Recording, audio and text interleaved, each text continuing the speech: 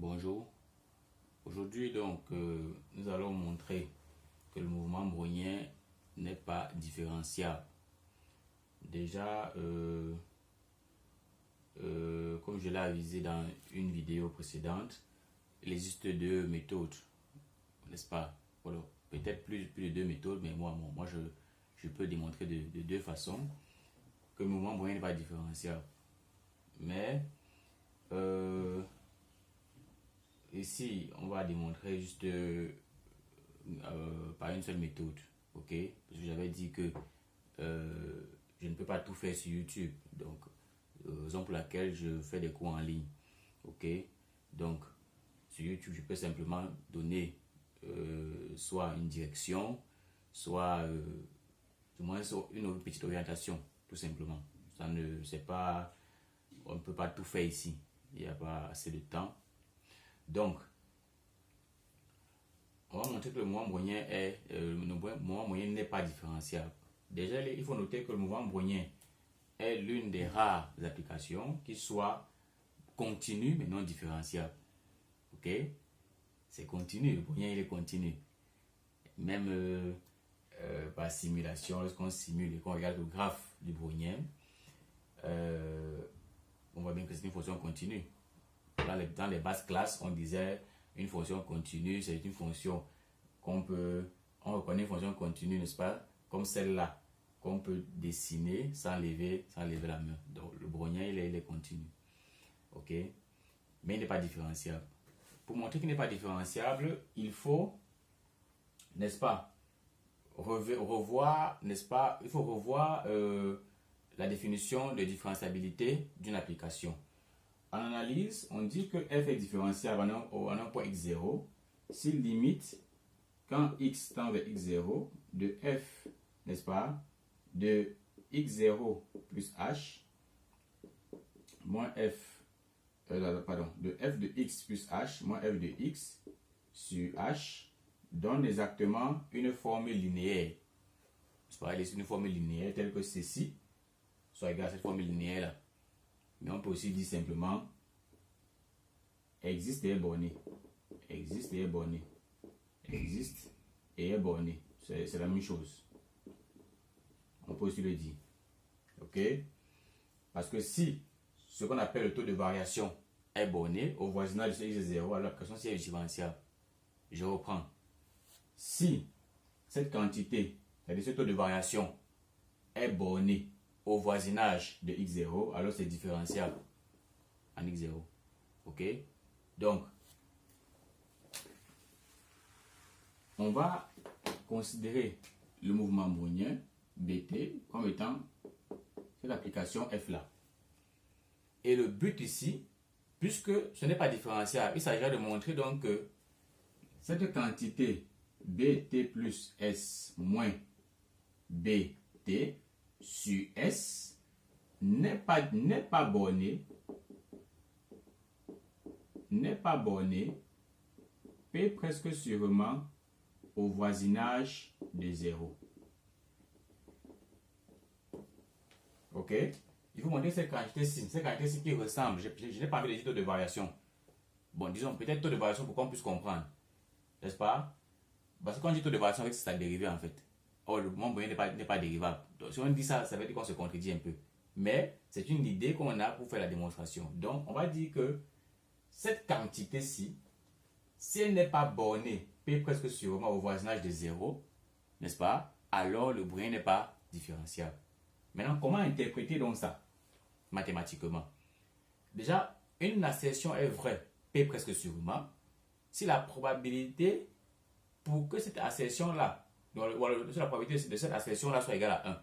C'est-à-dire un événement, n'est-ce pas, est réalisable, P presque sûrement, si la probabilité pour que cet événement se réalise est égale à 1.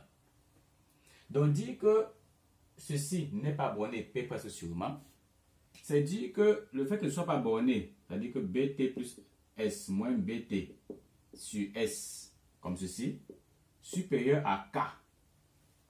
Ça veut dire ne pas être borné, veut dire supérieur à un certain K.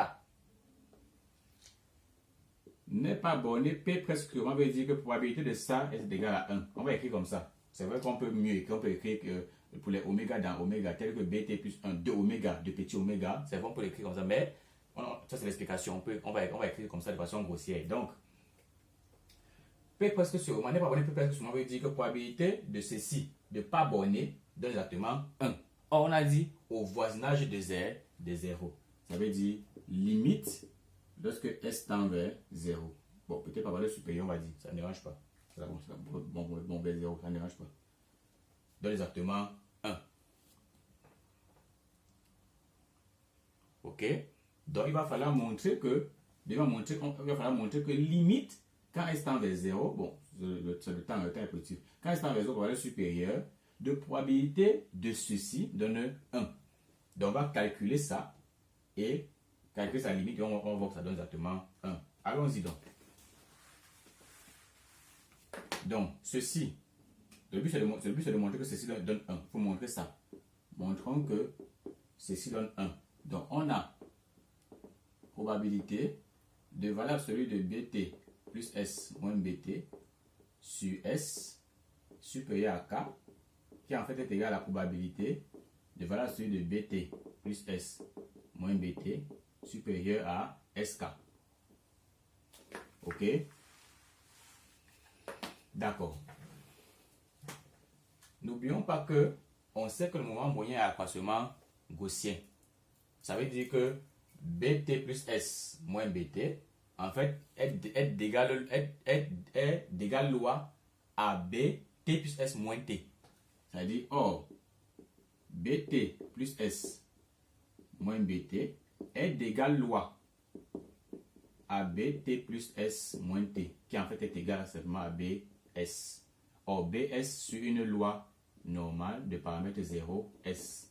Ça veut dire que ceci, probabilité que valeur celui de b t plus s moins bt, moins bt, n'est-ce pas, supérieur à sk, n'est-ce pas, cette probabilité est égale à la probabilité que valeur celui de bs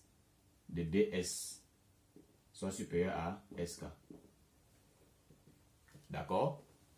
Donc, il va falloir montrer que cette probabilité, il va falloir calculer cette probabilité-ci, calculer sa limite quand il tend vers 0. Alors, ceci est égal à quoi? À quoi consiste cet événement-ci? On a vu dans les basses classes que si on a valeur absolue de x inférieur à r, ça veut dire que x appartient à l'intervalle moins r. Alors, si on a valeur absolue de x supérieur à r, ça veut dire que x appartient à l'intervalle moins l'infini moins r, union r a plus l'infini. C'est-à-dire le complémentaire de ceci en fait. Vous voyez que j'ai ouvert là. D'accord? Donc, ceci dépasse sk, veut dire que ceci est dans cet intervalle et ceci est dans cet intervalle aussi. Donc, ceci est égal, vous notez parce que j'efface, vous pouvez noter. Donc, ceci est égal à la probabilité que bs appartient à l'intervalle moins l'infini moins sk, n'est-ce pas? Union, probabilité que bs appartient à l'intervalle sk à plus l'infini. D'accord? Ça fait probabilité de A union B. Qui donne probabilité de A plus probabilité de B moins probabilité de A inter B. Donc, qui est égal à la probabilité de A, c'est-à-dire, de A, BS appartient à moins l'infini moins SK. Ça veut dire que BS est plus petit que moins SK. Donc, de A, BS plus petit que moins SK. Ok? Plus probabilité de BS appartenant à ceci, de B, c'est-à-dire BS appartenant à ceci, ça veut dire que BS dépasse SK. Donc BS est supérieur à SK. Moins probabilité de A inter B, donc de ça inter ça. Donc probabilité que BS soit inférieur à moins SK et que BS soit supérieur à SK. Bon là, on voit bien que c'est incompatible en fait. N'est-ce pas? Cette intersection est vide. C'est incompatible. Ça ne peut pas être là et là. Donc, ça veut dire que ça, c'est l'ensemble vide. Ceci, c'est l'ensemble vide. Et probabilité de l'ensemble vide est égale à 0. Donc, d'où probabilité que valable celui de b t plus s moins bt sur s supérieur à K va être égal seulement à la probabilité de ceci, de BS inférieur à moins SK, plus probabilité de ceci, BS supérieur à SK. Moins probabilité de l'ensemble vide. Or, P d'ensemble vide c'est 0. On n'a pas besoin d'écrire ça. Or, ceci c'est quoi? Ça, c'est l'intégrale, n'est-ce pas, de moins l'infini à moins SK, de 1 sur racine de 2pi, exponentielle, de moins, disons, x carré sur 2s dx, plus, là, c'est probabilité de BS supérieur à SK. Donc, on peut écrire ça comme étant 1 moins probabilité de BS inférieur à SK. Ok? Ça fait 1 moins probabilité de BS inférieur à moins SK. Donc, ça veut dire que de moins l'infini aussi à SK, de 1 sur racine de 2pi, exponentielle moins x carré sur 2s, sur 2s dx. Ok? Parce que si BS est inférieur à moins SK, à SK, pardon, ça veut dire qu'on va avoir de moins l'infini à SK. Tout comme ici, BS est inférieur à moins SK, on a le moins infini à moins SK. Mais n'oublions pas que il faut calculer la limite de ce monsieur quand S tend vers 0, c'est-à-dire au voisinage de 0. Donc, au voisinage de 0, virgule, SK est égal à moins SK, qui est égal à 0. Voilà, on peut dire tend vers 0, tout simplement. On peut toujours tendre vers 0, ça ne dérange pas. On peut dire ça tend vers 0, ça tend vers ça qui tend vers 0. Donc ça veut dire qu'on peut remplacer ici par 0, là par 0. N'est-ce pas? Ça veut dire quoi? Ça veut dire que, bon, ou alors, on peut faire tendre ceci vers 0 et trouver sa valeur. Au voisinage de 0, on voit que l'intégrale de moins l'infini à 0 de 1 sur racine de 2pi exponentielle moins x carré sur 2s ds correspond à la moitié de l'intégrale de Gauss. Ok, il y a une vidéo qu'on a fait sur l'intégrale de Gauss, vous pouvez aller vérifier.